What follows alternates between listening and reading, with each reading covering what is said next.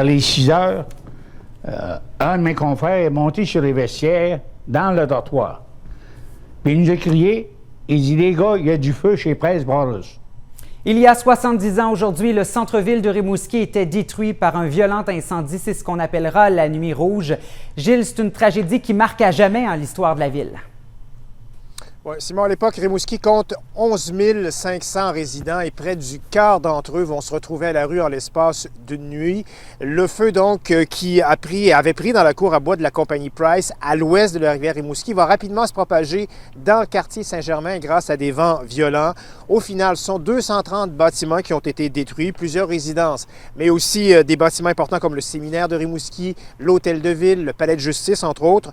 Par miracle, la tragédie n'avait fait aucune victime, mais les dommages sont majeurs. On parle de plus de 20 millions de dollars, ce qui était une somme colossale à l'époque.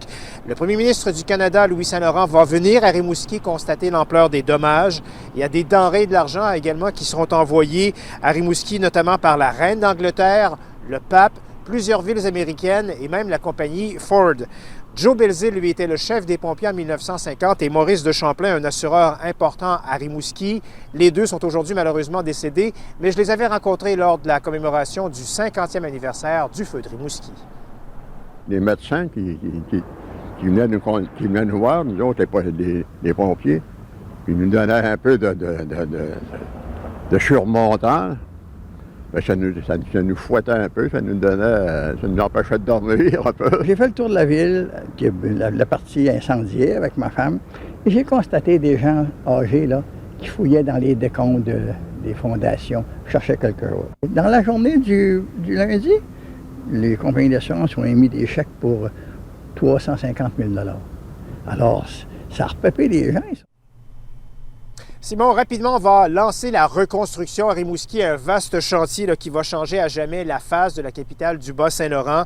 Il y a des urbanistes de Montréal qui sont appelés en renfort pour donc penser un Rimouski moderne et tourné vers l'avenir. Je vous fais entendre Maude Flamand-Hubert, qui est historienne à l'Université Laval et qui s'est penchée justement sur l'histoire du feu de Rimouski. 1950, à l'époque, pour beaucoup de gens, ça va se présenter vraiment comme une occasion de se tourner vers la modernité. Donc, de reconstruire en construisant des rues plus larges, donc la rue Saint-Germain, aussi une rue commerciale. On va construire le muret qui va donc protéger du fleuve parce que jusqu'à l'époque du feu, finalement, c'était des battures. Et Simon, ce qui est étonnant, c'est que si cet événement a été majeur pour l'histoire de la ville de Rimouski, aujourd'hui, il n'y a aucun monument commémoratif là, qui en témoigne, qui en laisse donc une trace pour les générations à venir. Merci, Gilles.